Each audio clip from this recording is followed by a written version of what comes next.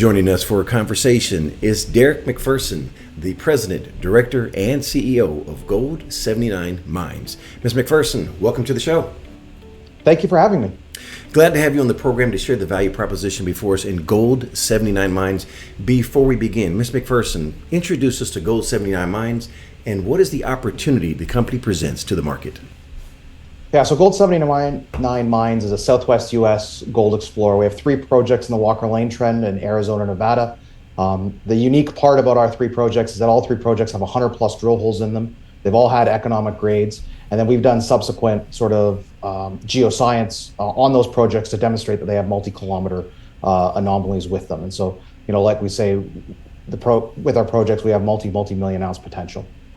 Well, let's go on site. Sir, take us onto the prolific Walker Lane Gold District and walk us through your project portfolio. Beginning in Arizona, let's visit the flagship gold chain. What can you tell us about the area and why is your team so confident in the gold chain? So our gold chain project is in the Oatman District in Arizona. It is still part of the Walker Lane Trend. Obviously, the state line doesn't dictate where the geology begins and ends. But the advantage of the Oatman District is there's been millions of ounces of high-grade gold mined there. It's a prolific low-sulfidation epithermal gold system. And we've got very good evidence of gold at surface. In fact, where we've been focusing our work and why we're so confident is on a set of patented claims where there was mining at the turn of the century. And as you know, at the turn of the century, it wasn't mechanized mining. It was guys with picks and shovels. And so they were mining something pretty high grade. And that was what I think is the opportunity for us there. And why we're very excited there. Additionally, we've drilled ourselves just over 2,000 meters and have hit. The other thing that's interesting about the camp is that is a relatively active camp. Last year at this time 2 years ago at this time there was a staking rush. The producer in the camp, Elevation Mining, staked a lot of ground. We materially expanded our land package, and then there's also been exploration success in the camp. Our neighbors directly to the south, right off our southern border, are a company called Arizona Silver. They're probably they drill about 4 times as many holes as we have. We've drilled 28 holes on our project. They're drilling. They're into hole 100 or over hole 100 there. And their advancement has resulted in them having 5-6 times our market cap. And so I think that's part of the opportunity for investors. As we continue to demonstrate the potential of our project, there's an opportunity for a material re-rating of our stock. Share some of those grades that you've received from your drill program. So yeah, our most recent drill program, we had our best results from the Tyro target, which is on a set of patented claims. The two highlight holes were in a more traditional Tyro target. So across the vein, we hit 44 meters at 2 grams gold. That's a very economic intercept, and basically the target is from surface there, and so you have a very open, high-grade open pit opportunity. The thing that surprised us in that program was the last hole of the program, which seems to be it often is in these exploration programs, was hole 28, where we hit 9 meters at 51 grams gold, including within that 1.5 meters at 282 grams gold. And that was much higher grades than we've historically seen in the work that we've done. And it suggests to us that there's an opportunity that, Tyro, which we thought is this kilometer long sort of 2 gram, potential 2 gram open pit type target, all of a sudden now might have this really, really interesting high grade kicker that we need to follow up on. Yeah, almost 2 ounces of gold there over 9 meters. That's quite impressive. Yeah. Well, before we get into the exploration model, can you just give us an overview on the lithology and your genetic model? Yeah, so there's basically 3 targets of the gold chain project. It's a low sulfidation epithermal system, and so you have hydrothermal fluids coming up from the Earth's crust or a source, and they're placed in different locations. And so we have 3 targets because there's 3 different sort of mechanisms of disposition. So Tyro, which I just mentioned, is more of a traditional epithermal vein. You have a fault structure that's been filled. We've identified, it comes to surface for about, the high grade on that one comes to surface for about a kilometer. We've actually identified about 3 kilometers of target on Tyro. The first target we looked at, something we call type 1 target, there's a series of rhyolite dikes that come up. And if you look at our simplified geology map, those are the purple, what we've identified as the purple rocks. And those rhyolite dikes created the space which then allowed the hydrothermal fluids to come up and fill in. And we've had some decent results from that, but doesn't have quite the consistency that we've seen at Tyro, which is why our focus has shifted there. The third target, which is a little more conceptual, is the Frisco Graben. So the Frisco Graben is about a 500 meter wide graben, about 6 kilometers long. Again, at surface, we see tons of evidence of the upper levels of a hydrothermal gold system. Obviously, we know that we're in a camp that's well endowed. And so that target is a big target, but it's a big company target because it is conceptual at surface. Whereas Tyro, we have these great grades at surface. Those other two targets are a little more complex. I think the key thing here is these are big targets. Tyro's 3 kilometers long. The rhyolite dike style target there's 12 kilometers of outcrop of that area, and the Frisco Graben, as I mentioned, is 6 kilometers. So the potential for a big to develop a big deposit on what is a decent sized land package. Well, please walk us through now the exploration model and take us to each target and share the work that has been done to date. So yeah, I think so I'll start with where we've done the least and finish where we're focusing. So on the Frisco Graben, again, we've done some geophysics. We've done a lot of surface sampling and mapping. Again, we've identified, we've got the geophysical low, which you'd expect to see, or mag low, which you'd expect to see in a low sulfidation epithermal system. We've got some anomalous gold at surface, and then we've got the textures from the mapping that show that we have that. Again, because we don't have the grade at surface, the target's a little bit deeper. We've decided it hasn't been a focus just yet. On the what we call type 1 target, the rhyolite dikes, that's where we've got a lot of high grade sampling in there. If you look at our numbers from the sheep trail claims or the banner claims, patented claims, we have some, on the sheep trail claims, which is just a 1 kilometer stretch, we have 15 plus 10 gram samples at surface there. And we've done some drilling on those targets. And again, we haven't gotten the consistent mineralization that we get at Tyro. And so we've sort of got to rethink that, those targets, but they are very good targets in big scale. And so we just needs a little bit more technical work. And again, we have the geophysics that shows that, it's on that break of a mag high and a mag low. So we're in the right area. It's just a matter of a little more surface work to figure out what's there. Where we've had, consistent success and where I think we're on the path to a deposit is at Tyro. And again, Tyro is a fault that we've identified over 3.4 kilometers. Within that fault, we've got the hydrothermal fluids come up, and in that target, what we see in the drill results is that we get a breccia in the core of it, which is a little bit higher grade, typically 5 to 6 grams. And then on the edges, we get the lower grade. And then the end result is a package of rocks that's 30 to 50 meters wide that's running around 2 grams a ton. And the drill results that we've had at Tyro over at the Tyro mine proper, our drilled strike extent is about 800 meters. Mm-hmm. And so, we've hit 21 meters at 2 grams at the northeastern end, and we've hit 44 meters at 2 grams towards the southwestern end. And so all of a sudden, that's starting to be an area where we think we can very quickly get to a resource. The interesting part with hole 28 is there's a bisecting structure that we were targeting and hit that very high grade.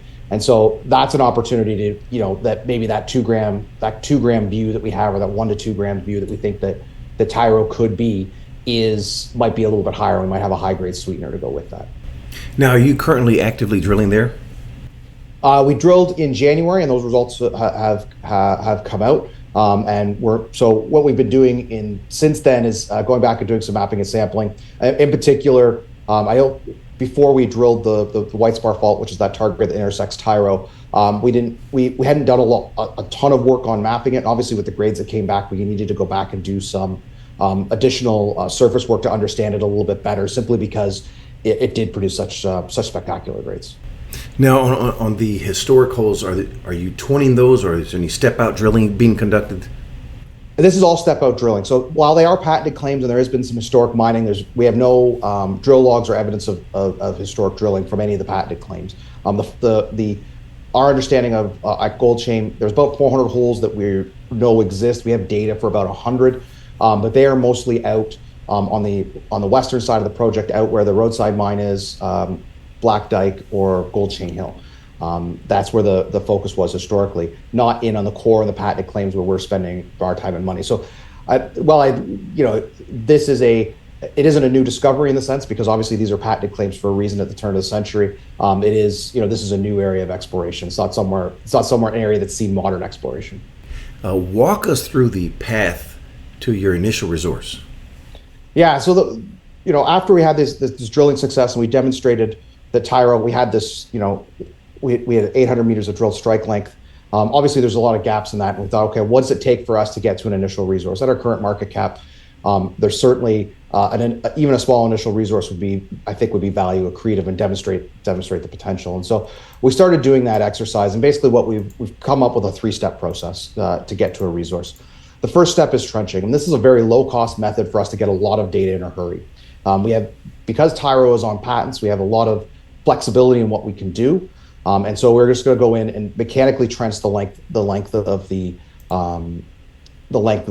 deposit, and kind of on 100 meters centered. It's going to give us a lot of important data. One, it'll demonstrate that it comes to surface. Second, it's going to help us give us information about the variography, right? We have large gaps between these holes. We think it's all going to run 2 grams, but obviously there's a lot of data to fill in, and this is a really good first step.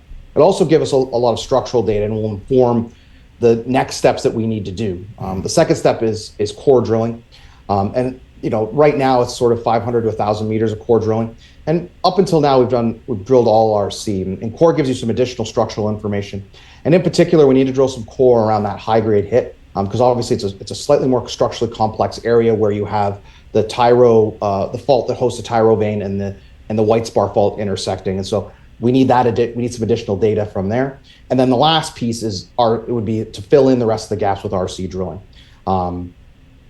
to get to a resource. Obviously, these are the steps to get to a resource. We need to complete each step to figure out how much we need to do in the next step to actually deliver it and determine what the full budget is. But this is the path, and obviously, the most expensive step will obviously be the RC drilling at the end, because that'll be the holes we need to do to fill in. So we're trying to do, particularly the trenching, which is substantially cheaper than drilling, try to get that as much data as we can as cheaply as possible first, and then finish with the RC drilling to fill in the gaps.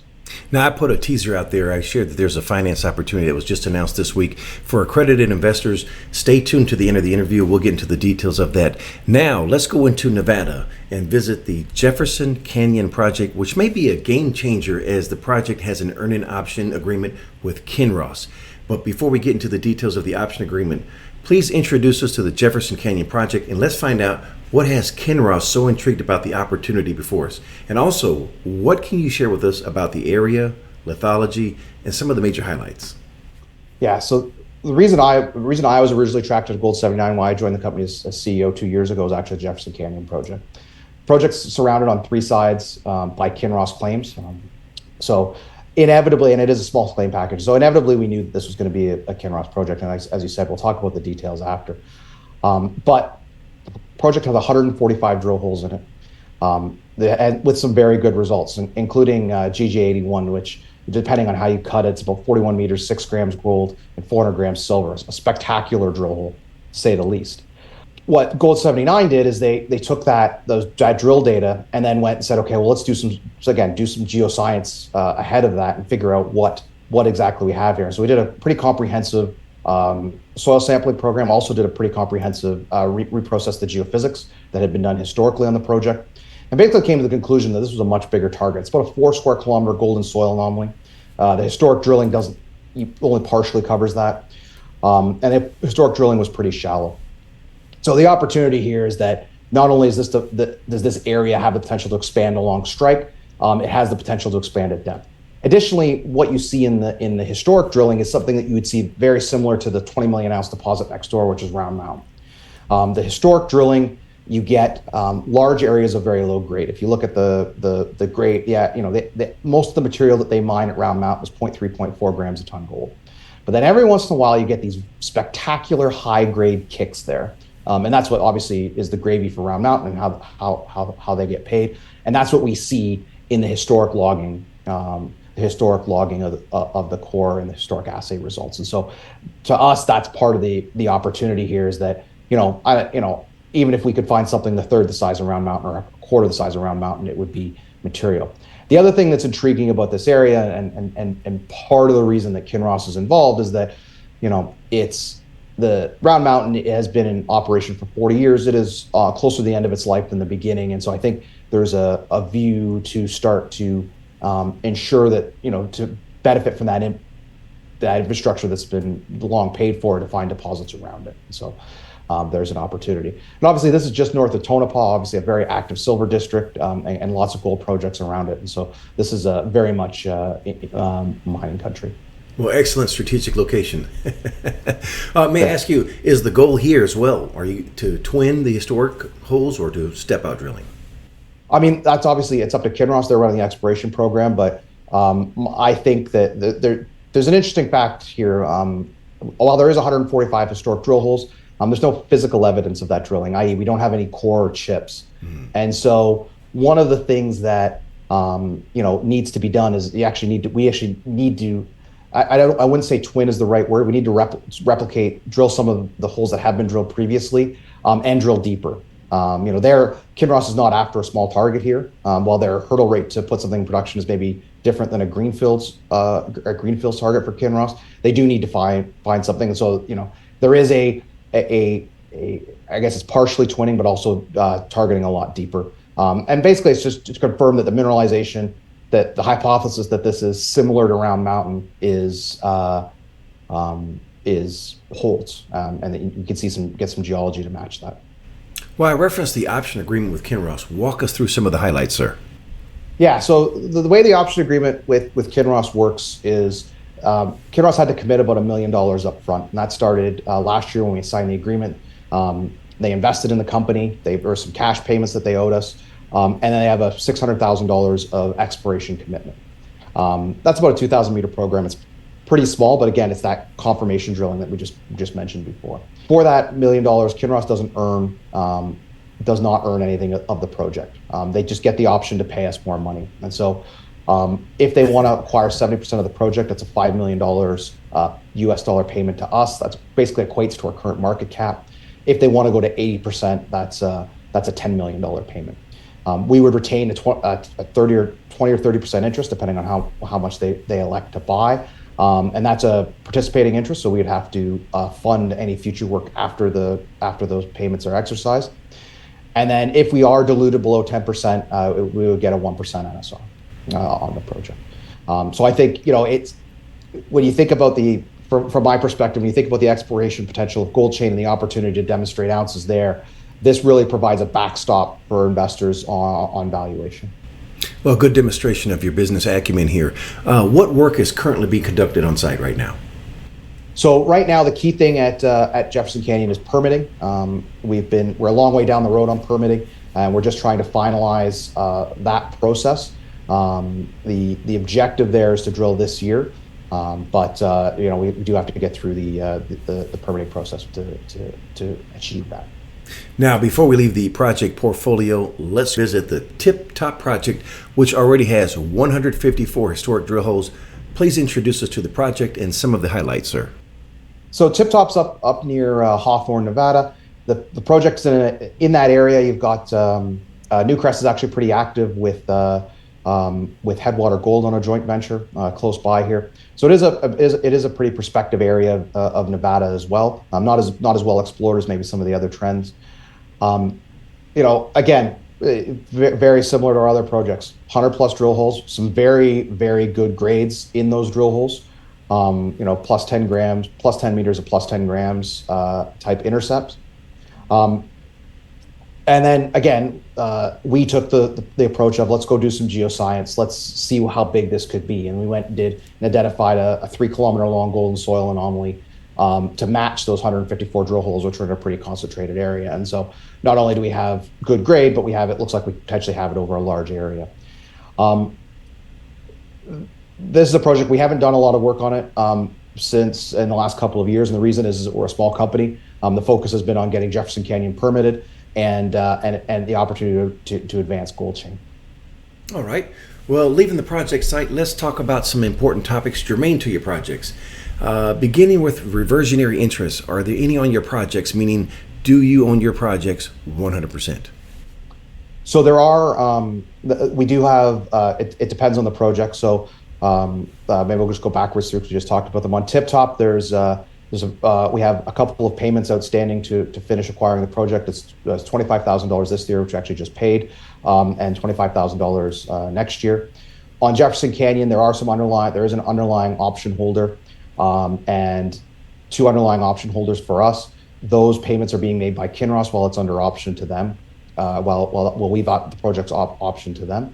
And then third, on Gold Chain, it depends on the part of Gold Chain you're on. The western part of Gold Chain, which is the original one third of the original claims, is under option. We have some payments outstanding there. The patents, we own one of the patents outright. Two of them are on long-term lease-to-own agreements. They're about $10,000 a year to hold each of those, which is Tyro and Banner.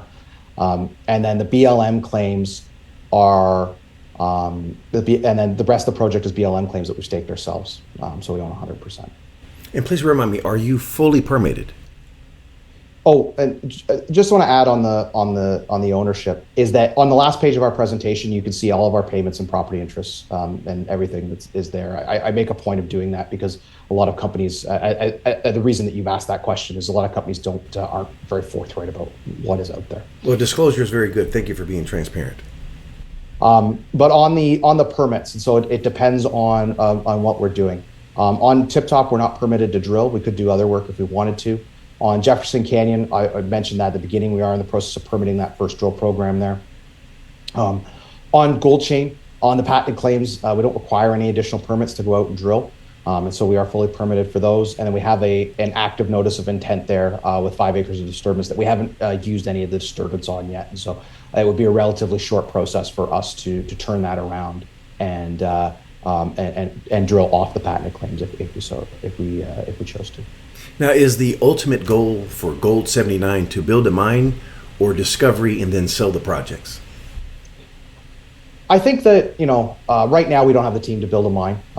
And if we got to that point, there would be significant changes. But I think, my view on that answer to that question is always you have to keep advancing the projects until someone wants it more than you. Ultimately, I think that, based on our team and where we are now, I think we are looking to, we would be sellers ultimately want to be sellers of the projects and generate a return for our shareholders that way. In particular, in the Oatman district, that is a district that's ripe for consolidation around the Gold Chain project. And I think there's a real opportunity for even a small producer to come in there and make and be aggressive. And so we're always open to those conversations. Well, your strategic locations scream an arbitrage opportunity if you continue with testing your thesis in a positive note. Right. All right. Well, we've discussed the good. Let's address the bad. What can go wrong, and what are your action plans to mitigate that wrong? So I think there's a couple things that that are challenging. We are a junior gold explorer, and so capital is very tight right now, and the cost of capital is very high. And so part of that is, the approach on how we're going to progress Gold Chain to an initial resource is that we're trying to do the low cost things first, and move that, and so that we're efficient with the capital on the back end. The second thing is that obviously as we really look at that variography and progressing to a resource. I mean, it is geology. It is there is risk in every step that we do, and again, trying to be capital efficient with how we approach it, so that we mitigate the risk of not spending a lot of money and not getting to where we want to go. And then I think the other thing is that making smart decisions about our projects. Right, I've said this in a lot of interviews, and I'm very pragmatic about it. Right, sometimes there's a better way to do it, and it's not just me sitting in the chair to drive it forward. And if as those opportunities present themselves, we'll evaluate them, and if they're the best interest of shareholders, we'll keep doing it. But I think that's one of the biggest mitigation factors in this junior market where capital is very tight, is that you've got to look at all those opportunities. And it's kind of what we did with Jefferson Canyon. I mean, ultimately, we always knew that Jefferson Canyon was going to end up as a Kinross project if there was a discovery there, or we had any kind of success there. And probably I would have liked to have drilled the first holes myself, as Gold79 have drilled the first holes and then optioned it to them. But at that time in the market, with capital being tight, it was we had to mitigate our risk and our risk for our shareholders, and that was a way to do it. All right, sir. Well, switching gears, let's discuss the people responsible for increasing shareholder value. Who is Derek Macpherson, and what makes him qualified for the task at hand? My background is that I'm a metallurgist by my undergraduate degree is in metallurgy. I have a master's in business. I spent the first 6 years of my career working as a metallurgist. As I joke, when I had a real job, and then I moved into finance. So I spent probably the last 12 years as a research associate, research analyst, and then an investment banker here in Toronto. And and basically almost entirely working on junior mining companies, whether covering funding, advancing. And so that's been my, lived and breathed junior mining for 10 years, and that's basically what we're doing here. And so, yeah, and I see the opportunity. The reason I joined the company is that, any one of our projects could justify the current market cap. And I still believe that to this day. In fact, I think it all exceeds they all could exceed the current market cap in standalone vehicles. Well, I would agree with you on that. And I speak with several people in this industry. They've done their due diligence, I should say, on Gold79 Mines, and they're in agreement with us as well. So you're not alone.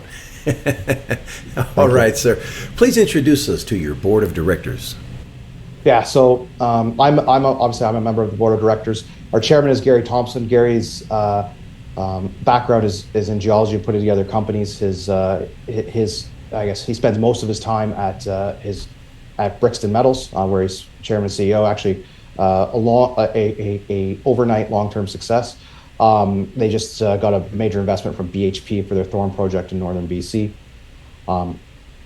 Gary's been a great help because he's been in the industry for a long time, and he has a geology background, which certainly helps, but a little more a practical geology background because of the business side of his experience. We just added, additionally, another geologist on our board is Dr. James Franklin. Dr. James Franklin is a Canadian Hall of Fame mining geologist. He's been on the board for a very long time. It's a great resource as far as both his connections with people inside majors, but also his geologic knowledge is certainly something that my VPX Rob can lean on. We just added Peter Mercer to the board. Peter's a geologist, longtime operations guy with Rambler Metals in Newfoundland. While he is a geologist, he's done everything from corporate development to being the mine manager to working underground. So that breadth of experience, especially as we get towards that resource stage and potentially beyond, that breadth of experience is certainly advantageous for us, as we're going to be able to lean on him. And then the fifth director is Paul Corello. So Paul is more of a finance guy to sort of balance out the board. Paul's background is he's worked with RCF, which is a private equity firm. And that brings a different capital market strategy and helps us with when we're doing some of the more corporate activities that we work on. And it's nice to have that diversity as well. You don't want all geologists as much as important as they are to this end of the market. Certainly not. Who is on your management team, and what skill sets do they bring to Gold79 Mines? Yeah, so obviously, probably most importantly is Rob Johansson. Rob has got 45 years of low sulfidation epithermal gold experience. In his career, he made a major discovery in El Salvador. Unfortunately, it was in El Salvador. So he moved himself back to the U.S. a few years ago and actually, helped put together this property package. And really is, and Gold Chain is what it is because of his vision and his understanding. And so he is an exceptional geologist to work with, and very practical. And very boots on the ground, which is something that you don't necessarily get with a lot of VPXs these days. And then additionally, our CFO, and normally for a small company like this, and he is a part-time CFO, normally you wouldn't mention it, but John's been with the company since it came public. John is a large shareholder of the company as well, and he certainly knows, has been in the markets for a very long time, and is certainly, as a first-time CEO, is definitely someone I lean on to make sure that we get things done right. I think the other thing important to mention about the management team and our board of directors is that between the the seven of us, we own about 19.5% of the company, and so it's and there aren't free shares in Gold79. This is been a long-standing public company, everyone here sort of had to buy to get to where they are, and so it checks out of money out of our own pockets effectively. Nice to have some sweat equity in there. All right. Yeah. Anyone on your technical team that we missed, sir? Other than Rob, we use a lot of outside consultants, all very valuable, but not worth mentioning at this time. All right, sir. Let's get into some numbers. Please share the capital structure for Gold79 Mines. There's 173.9 million shares outstanding on a basic basis, 11.4 million options, 38.3 million warrants, for a fully diluted number of 223.6 million shares. Market cap, depending on where it's trading, is somewhere between $6 to $7 million because of that. All right. How much cash and cash equivalents do you have? We've got around a couple $100,000 in cash. We do, obviously, there's a reason we've recently announced the financing. Mm-hmm. And how much debt do you have? None. There's no formal debt out. There's a few payables, but that's normal course. All right, sir. What is your burn rate? So our burn rate, I guess it depends how you define that. If you look at sort of the overhead of the company, as far as more traditional G&A, we're about $400,000 a year. When you layer in the project payments, et cetera, that we have, that number goes up to about six to 700,000. And then obviously beyond that, it becomes it's very work dependent. Now, management owns about 19%.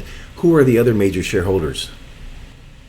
We have a few small institutions, people that I had relationships with prior to joining, and then obviously some people that I've worked with in the past, some high net worth mining folks, and then primarily retail.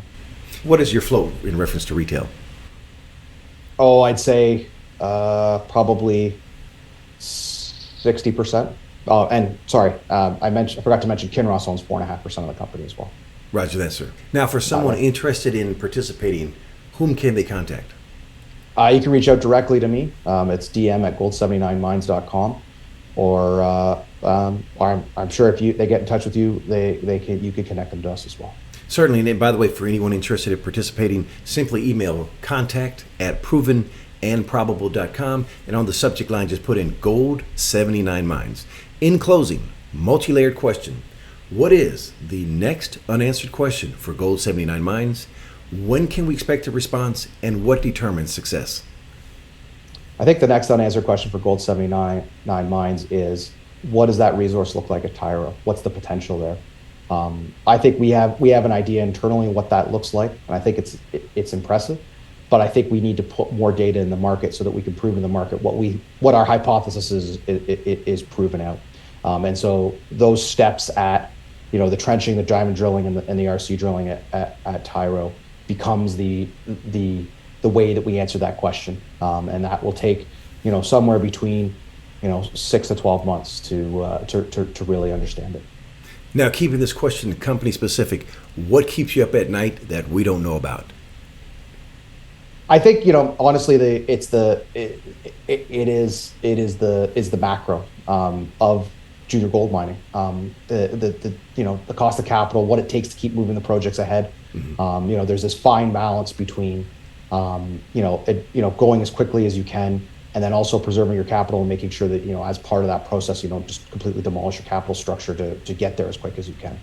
And so that's probably the thing that keeps me up at night, is that macro aspect of how hard capital is to come by and to keep things moving ahead. Because honestly, for our projects, technically, we've had a lot of success, and I think we're going to continue to have success. They've really proven out the way they are. I mean, there's always risk in that, but I think it's more the market side, and making sure that we have the money in the door to keep doing the things we want to do and how fast we do them that keeps me up at night. Last question, sir. What did I forget to ask? That's a good question, and very comprehensive questions and what we've done. I think that I think the key thing here is that you have, with Gold79, besides some really good properties, you have a management team that's very committed, with cash in the game, participated in every financing that we've done since I've been CEO, and I think that's the part of the opportunity, is that we're going to see this through and get a return for shareholders, because we're all large shareholders ourselves. Sir, for someone listening that wants to get more information on Gold Gold79 Mines. Please share the website address and give us your email address one more time as well, please. So you can reach me at dm@gold79mines.com. And our website is gold79mines.com. And there's lots more information there, including our corporate presentation. And again, as a reminder, if you're interested in participating in the financing, simply email myself or Mr. Macpherson. Again, my email address is contact@provenandprobable.com. Just put in the subject line, Gold79 Mines. Mr. Macpherson, it's been a pleasure speaking with you. Wishing you and Gold79 Mines the absolute best, sir. Thank you very much. We'll talk to you soon. The information presented on Proven and Probable is provided for educational and informational purposes only, without any express or implied warranty of any kind, including warranties of accuracy, completeness, or fitness for any particular purpose. The information is not intended to be and does not constitute financial, investment, or trading advice, or any other advice. You should not make any financial, investment, or trading decision based on any of the information presented without first undertaking independent due diligence and consultation with a professional broker or competent financial advisor.